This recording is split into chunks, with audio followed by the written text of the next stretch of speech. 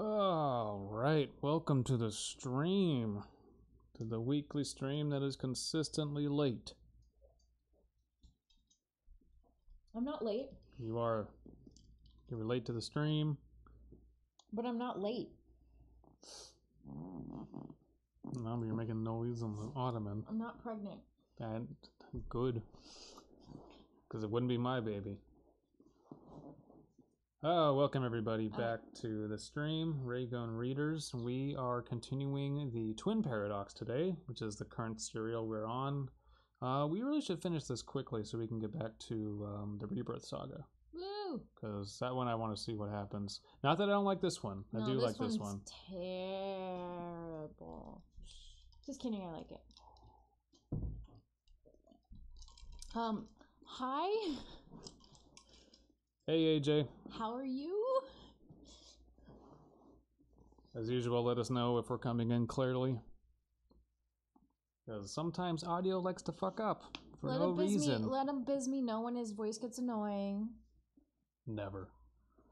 Okay, so the last thing that happened in the story, for those of you who don't remember or haven't been following it, the main character wakes up on a spaceship, kind of a colony ship, head for deep space.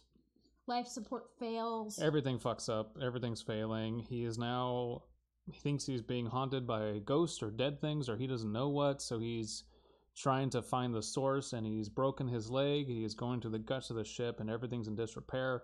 It's become very, very bleak. It's become a creepy pasta. It's become a shippy pasta. Well, it started as a shippy pasta.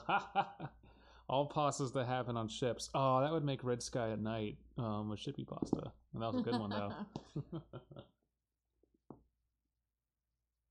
Reminds me of Solaris. Oh, did I watch? I don't know what Solaris Is that a sci-fi show?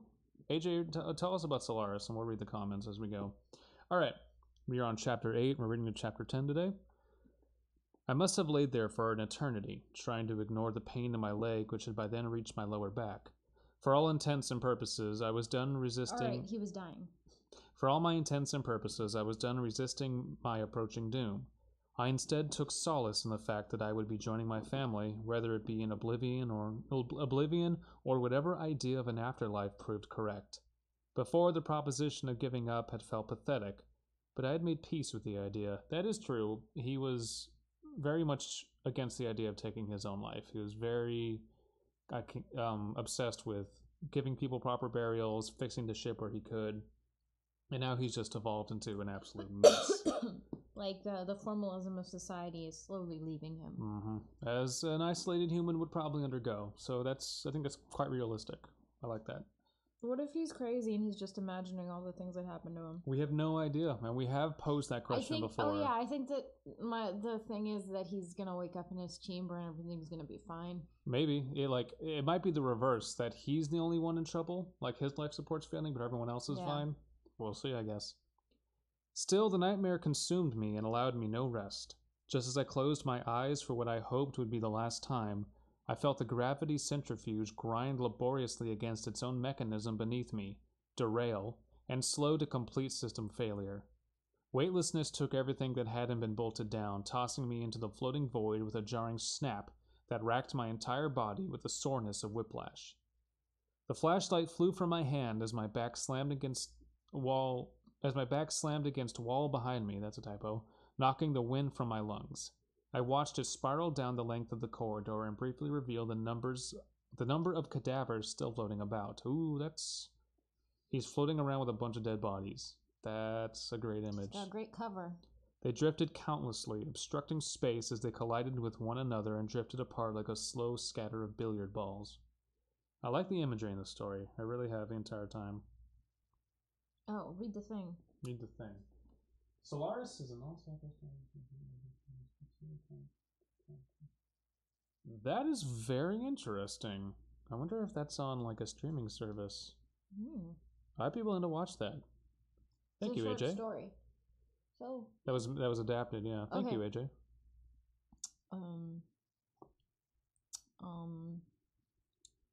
The whirling flashlight collided with something unknown, shattered in the middle distance, and and darkness enveloped me again, once again.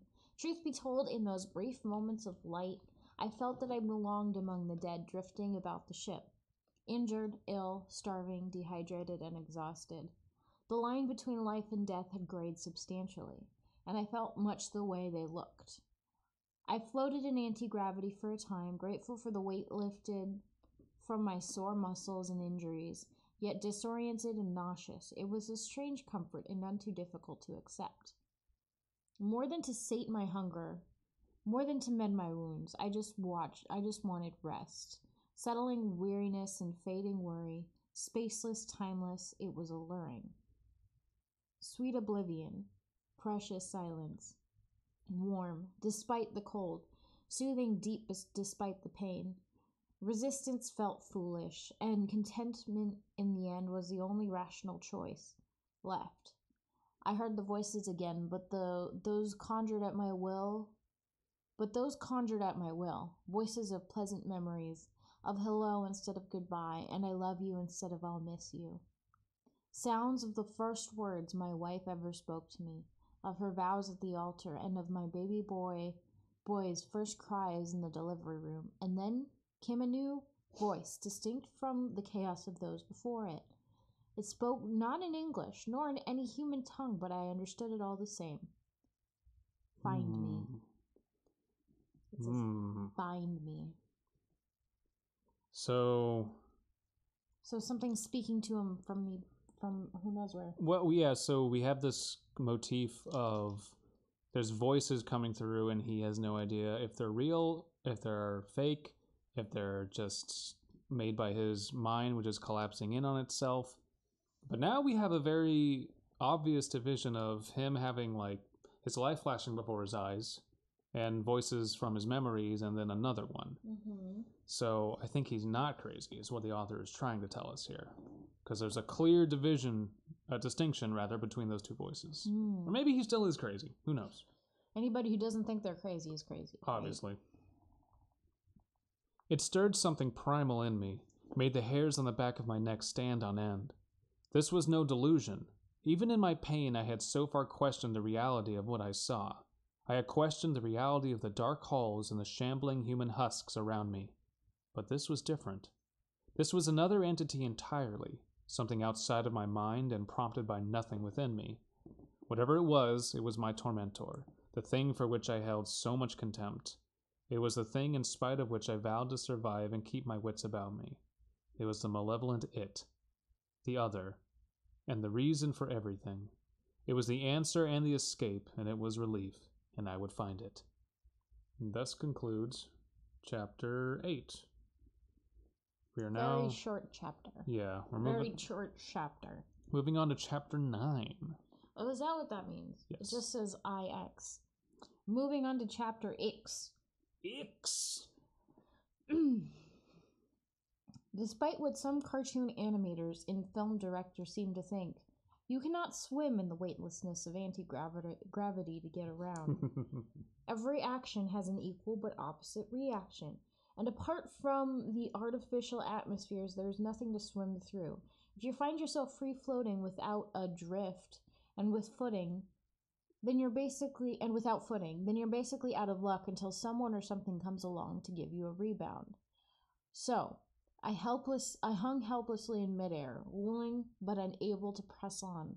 So this must be a very large ship, because yes, they do show a lot of people in anti-gravity in movies always like being able to shove off of something. That's because ships are usually small. Space is incredibly valuable, be it a spaceship or a naval ship, like in the water. So I'm guessing he is in a very large area, and he's just like, well, I'm fucked. I can't press off of anything. So that's a nice touch. I like that. You ruined my flow. That's what I do. You threw off my groove. So I hung helplessly in midair, willing but unable to press on.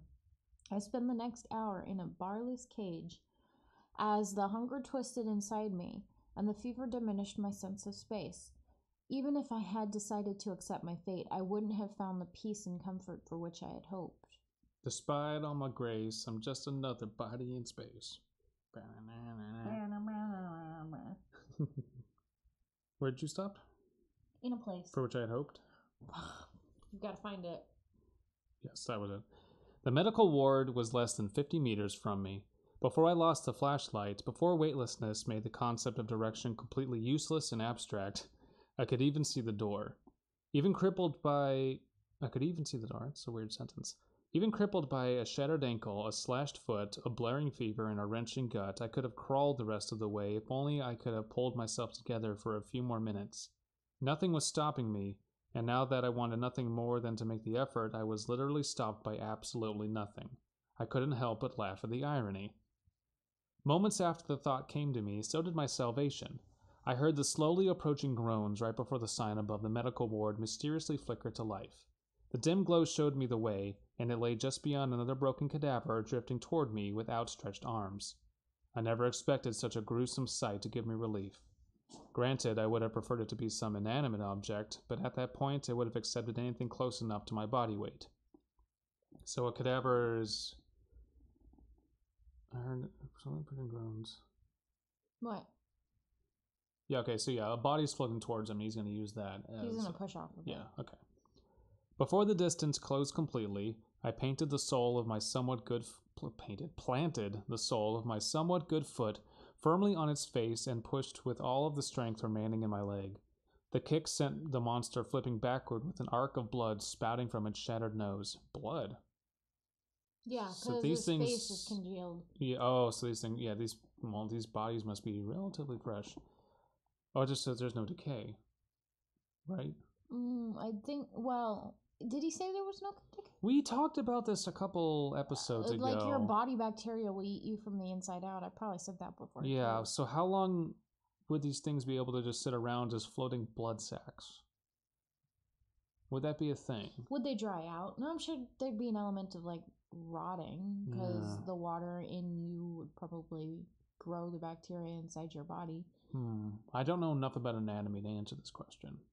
But it's possible he kicked him hard enough that blood. Maybe. I don't know if it would have shot out because it's no longer flowing blood. It would have congealed. Yeah. So it kind of just.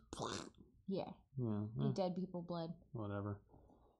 The kick sent the monster flipping backward with an arc of blood spouting from its shattered nose, and it gave me just the momentum I needed to find a handrail along one of the walls. As my foot met its face, as its lip rose to smear my foot with rotten wetness, as its teeth grazed and stung the edge of my wound, a yellow feeling of doom crawled over my skin. Ew. Whatever lack of comfort it had provided, I had subscribed to this experience as an unpleasant illusion. With that physical contact, that change of momentum, it all took on a new level of chilling tangibility. And more of that, like the image of that story in The Watchmen comes back, the really dark one. Which one? Where he's stranded at sea. Oh, yeah. The subplot. Yeah. We're just repeating what we talked about before. That's fine. We'll keep going. I landed on my broken ankle, and it was the worst pain I had ever felt in my life, but I ignored it. I couldn't let anything stop me. I had to keep moving, slowly, carefully. I pulled myself hand over hand along the rail, ducking and dodging the vague silhouettes of hands and feet. AJ, no, I think these are actual dead bodies because I know did he bury all of them? I don't think he buried all of them. No, he stopped trying to because there were just too many. True, yeah. So no, these real are dead bodies. Real fake dead bodies. Come on down. Real fake dead bodies. For sale. For now, he has a surplus. Silhouettes. I couldn't let anything stop me. I had to keep moving. Slowly, carefully, I pulled myself hand over hand, blah blah blah, hand along the rail, ducking and dodging the vague silhouettes of hands and feet, ever closer to the signs of hope. Hope giving light. I collided with several of the bodies around me along the way, and the impact threatened to throw me from my hold, but I persevered. Oh, that is a great story. I'm kidding. That was mean. Can you be awake for one of our episodes? No. I know I keep asking it, but... I'm so tired from fixing the ship. After several short minutes and a mental eternity, I managed to reach the medical ward portal. But I wasn't close enough to trigger the motion sensor airlock. I still clinging to the handrail. Would the motion sensor work? I don't know. It depends on how much electricity is on. Still clinging to the handrail, I flailed my legs toward the space before the door, hoping to evoke some sort of response. Oh, we've all been there. The door creaked and groaned against ages of rust. Ages of rust. Lurching open ever so slowly, it managed to spare a meter-wide gap before it failed. But it was enough. Rust how? I don't know how it got years of rust, like how it's groaning against years of rust. Yeah. Oh, because it was too long since we last read this story. How many years passed since they woke up again? I don't know. Okay, I'm fine with it being a long time, but rust how? There has to be certain There's elements. oxygen in the atmosphere. Oxygen causes rust. Yeah, but doesn't it have to... In fact, it's more like, but they might not have had life support on while they were all in the chambers. Maybe. So, oxygen causes rust. Oxidation, yeah, but doesn't... What? Isn't also other elements in the air that has to do that? What? How do you guard against rust on a spaceship? You anodize stuff. You anodize stuff? Okay. And generally, if you nick it or if you don't anodize the whole thing, it might still rust. I think water causes more rust. This is... interesting. I don't know if there would be years of rust, but I'm sure there'd be some, aging processes that happen on the ship. Yeah. Where am I? In a place. We're at the top of the page. In one final struggle, I squeezed and slid through the thin opening, and I found the medical ward far more welcoming than I had anticipated. Not only was it built for ease of access to all systems by way of anti-gravity hand grips, but it also had its own backup generator. Woo! After all, a power failure during a critical operation would have been catastrophic. What do you mean would have been? The generator clearly wasn't in pristine condition, as indicated by the portal's mechanical failure and the dimly blinking lights overhead, but again, it was enough.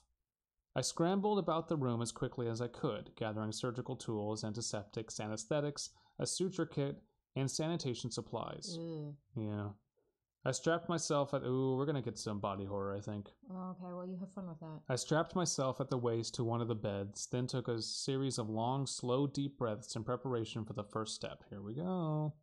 Before I could take care of anything else, I had to reset my broken tibia. Does he have to, pull the dead alien out of his uterus? Or pull the alien out of his uterus?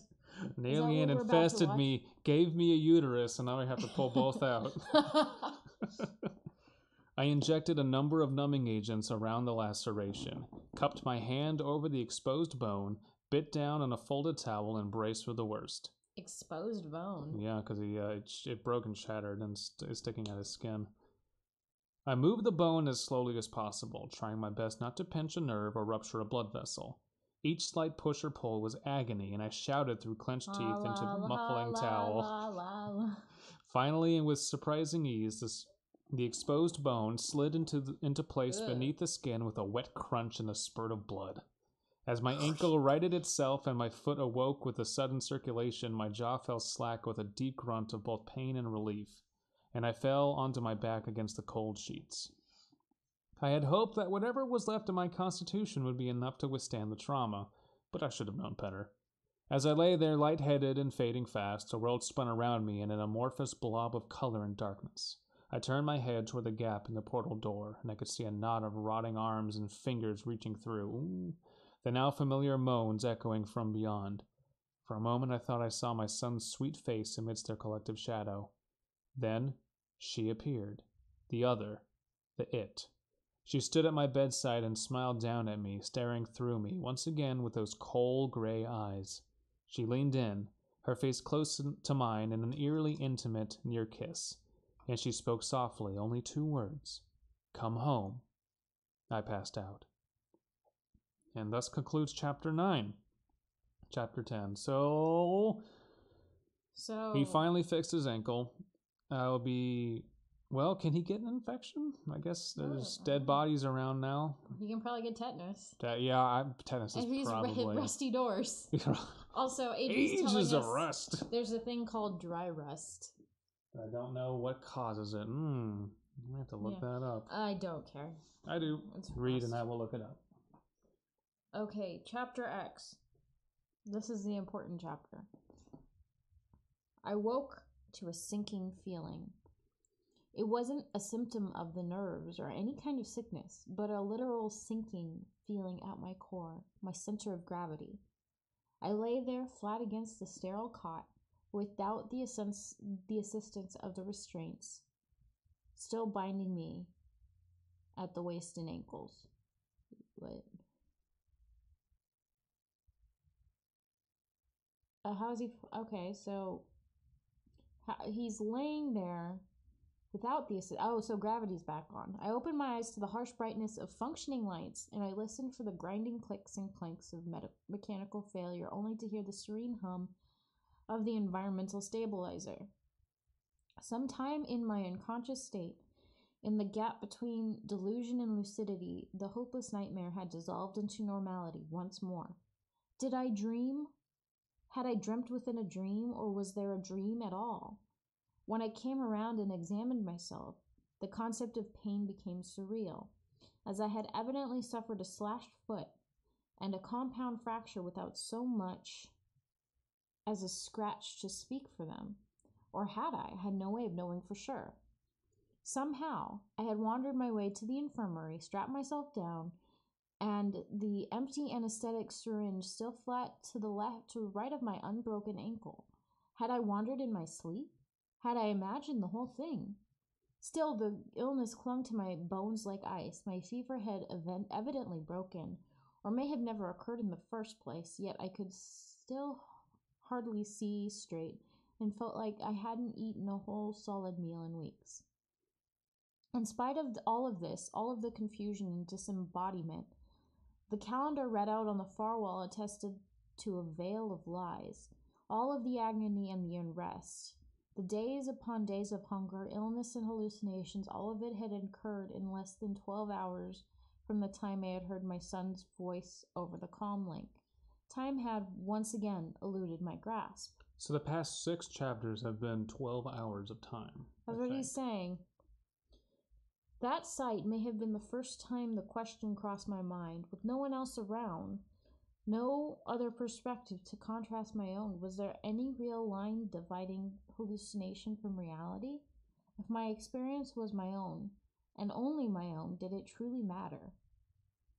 That was the question that fueled my tenacity for survival, during my days of recovery. Each moment of each day, the same question weighed on my mind. Each moment spent considering that question became another moment of control, another moment of strength, and the question itself became more significant than any conclusion I had drawn. Though that isn't to say I never sought an answer. So when did his son talk to him again? Do you remember that? If he was bedridden, like self-imposed bedridden, and then he heard his son's voice over the radio. Oh. And then that started his not descent into madness. Well, I guess he had descent into madness and bodily harm. Where am I now? Give me a second. Here. While you do that, I've looked up rust. Given sufficient time, oxygen, and water, so we need 3 things for rust: oxygen, water or moisture, and time. Any iron mass will eventually convert to rust and disintegrate. So we needed moisture as well as oxygen. Then? Dry rust I can't find a definition for. Other forms of rust exist, like the result of reactions between iron and chloride. Oh, yeah. But that's green rust, which he didn't say what type of rust this is, but I don't think that usually happens underwater. Copper, which happens kind of no matter what. Yeah. You have to have oxygen. So maybe they're copper doors. You have to have oxygen and moisture, unless they're bleeding all over these doors. Or maybe there was no rust at all. That was the biggest veil. There is no rust. Here. You're insane. It's just the top of the page.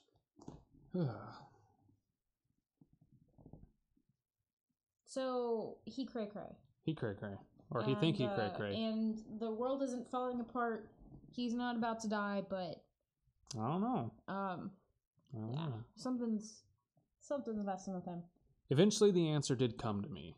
My paranoia and delirium had entirely dissipated, and I had arrived at the threshold. That threshold lay in the realization that if my reality was my own... Ooh, he had such a high fever that he hallucinated. A lot of things, but yeah. What caused the fever? The pain and the dehydration and the lack of food. Okay, alright. Yeah. That threshold lay in the realization that if my reality was my own, then so too was my contentment with that reality. It was not freedom from delusion that concerned me nearly as much as balance and my ability to live with myself. With time and meditation, the experience faded into an unpleasant dream, and my health slowly returned. Fortunately, my training back home proved elemental to my recovery. When you're pushing through the stress of an endurance tests, spending hours upon hours in zero gravity, it's more about acclimation than building strength. Your body learns to accept weightlessness and to fight through the sickness. Your sense of direction learns to cope without the concepts of north or south, up or down. More to the point, your body learns to heal in an artificial environment and the false gravity of a centrifuge. Those first few bites of warm food hit a suffering stomach in silent contentment. Those first few tired steps on the treadmill moved me forward with sound mind and clear direction. Those first few minutes of restful sleep brought only comforting darkness, uninterrupted with dreams or nightmares. That must be nice. The days flowed calmly and without obsession, and I slowly settled back into sanity. The physician could tell that it wasn't my first journey into deep space. She said that sickness was no indicator of... Hold on. Wait. The physician. The physician could tell that it wasn't my first journey into deep space. She said that sickness was no indicator of experience. It happens to everyone.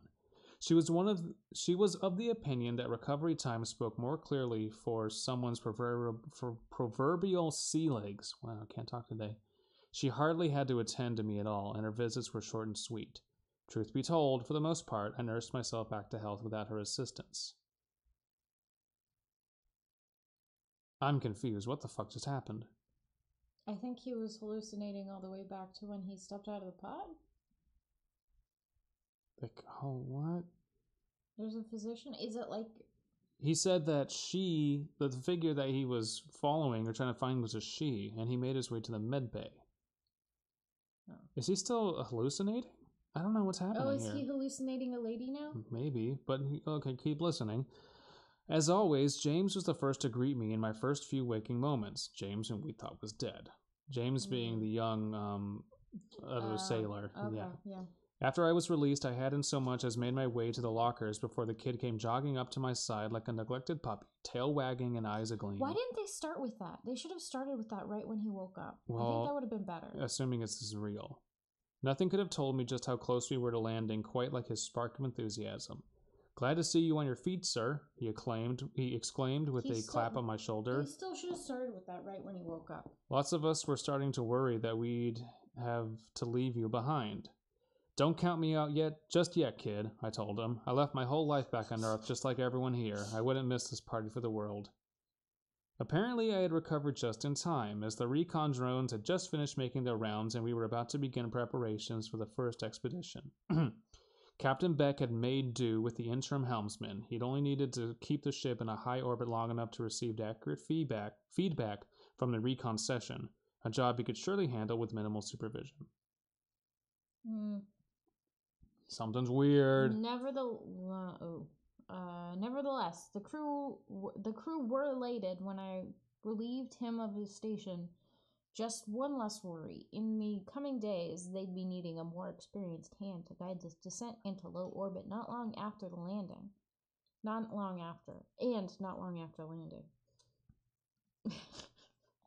The crew were awaiting their orders before I even took the helm, and the captain was more than ready to convey them. At last, we'd reached the end of the transit. Our kind would take the first steps on the surface of what would hopefully become our new home. Okay, well, I guess nothing's wrong now. So I guess he went crazy in his pod. Or like he got sick in his pod. They took him out. And they were just basically tending to him this entire time. In his brain meets, he's going crazy. The ship's tearing apart. He's hearing echoes of ghosts and his family and his kid. Yeah, he sounds like he had some sort of fever dream. Super fever dream. And the voice to him was just the nurse saying, wake up, listen to the sound of my voice, come to, wake up. Yeah, that's what I was... Okay. Apparently AJ was thinking that too. Okay. The way it was written, I guess that's just I don't think props they to the did writing. a really good job of showing that the whole thing didn't happen. They should have woken him right away with James. That's what I think personally, because we are so confused about what's happening. Are there people there? Are there not people there? Well, I'm going to disagree with you and say that I thought that was good because it kept me on my toes. It kept us confused. That's not on your toes. That's just confused. I was intrigued. Maybe a little bit confused, but I don't know. The emotional impact it had when we had that reveal or fake out reveal that there's a ghost kid on the ship and he's burying bodies. Like, just looking back and realizing that all this horrific imagery was a hallucination is pretty cool to me. I guess I'm just giving props to the writing style. Beth calls it everyone's favorite ending. It was all a dream. Well, it's not an ending because the story's still going on. Well, yeah. We have chapters 11 through... So we have possibly a pointless hallucination. Well... That in a larger part of a story about terraforming. Or terra colonizing. Maybe.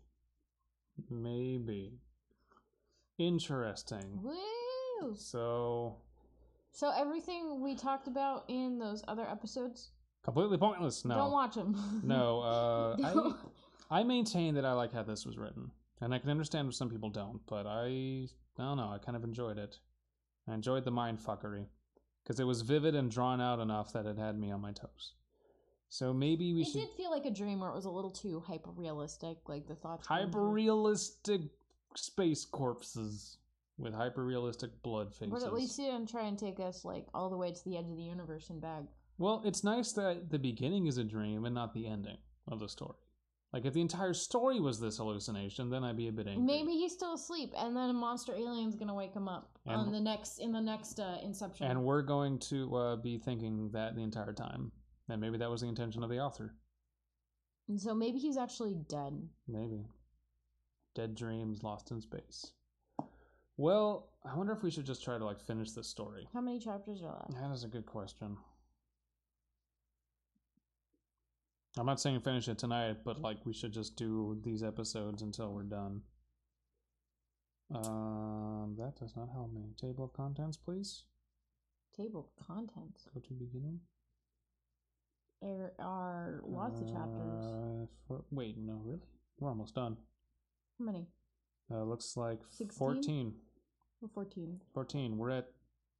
We just finished 10, so 11, 12, 13, 14. That's we can finish it next episode. Yeah. I think next episode we're just going to finish this out so we can get back to the Tune in next time to find out if it's a monster alien. If he gave birth out of his new uterus. I think there's two... She thought there, because Beth has heard this before, but yeah, Beth, you were close. There's 4 more chapters. Maybe there's 2 he added as a epilogue. Maybe, I don't know. Oh yeah, and apparently Dryast is it something that happens to miniatures or something? Yeah. The biggest miss. Maybe there's a rust monster in here. You know what? Rust monsters are probably the most scary monster in Dungeons and Dragons stuff. Because, unlike everything else, if a rust monster uses an ability, it can basically render your really nice, expensive flame sword useless and disintegrate it. And that is more scary than anything else. But the bug monsters, the swarm of bugs is the worst, because you take a hit and it doesn't do shit. Well, no, you just get, just use a cone spell, and you pretty much wipe them out. What about invisible witches? Well, now that witch is a playable class, they're kind of not scary anymore. That's one of the problems with the later, you can be anything. Yeah, but then there's no real limitations. Anyway, we're talking about something that's not sci-fi. Well, are you calling narrators stupid, Beth? Choose your words carefully. That stupid narrator. People who read stories are a bunch of assholes. Well, thank you to the people that tuned in. Sorry that these have been so late and not on schedule. It just turned to 5. I'm sorry, 5th person. No. We're pretty much done now. Yeah, I would say we'd read one more chapter, but this chapter really wraps up an arc, so I think we should stick with that arc. Yeah. And next time we can go, well, what happened last time? We were faked out. Mm-hmm. And, well, let me look at something. Bugbears. Bugbears are weird. That's none of what I need. Now, you know what? No, I was thinking we could read, Beth submitted a story for Raygun, kind of. Oh, well, she's listening, so. Yeah, well, that's fine, but no. So let's rip this story to It's late, and I think we'll do that the episode after next. So we'll finish this up next episode. In the meantime. Well, the impulse drive is fixed. Yeah, we have impulse. We're getting off this planet, but we don't have hyperdrive, so we can't go back home. But we can explore the solar system. Maybe find a less rocky planet, one with like tropical beaches and sexy aliens. Yeah. Hopefully they have those here. I've heard a lot of buzz about Uranus. There's no Uranus here. A lot of people talk about Uranus and how amazing Uranus is. So I'm thinking we should visit Uranus. I don't... What? There's no Uranus in the solar system. Oh, well, maybe we'll find a planet and call it Uranus. Other than Uranus. Which is big enough to have its own gravitational pull. Ugh. Ah! Tearing it anyway. Oh, shit. Alan was still streaming. I feel bad. Maybe we should go watch that stream. Because he's doing LSD Simulator. We did it on purpose. LS Donuts. Yeah, we keep stepping over other people's streams, and I feel bad. Because we need to do these on Wednesdays when no one else is streaming.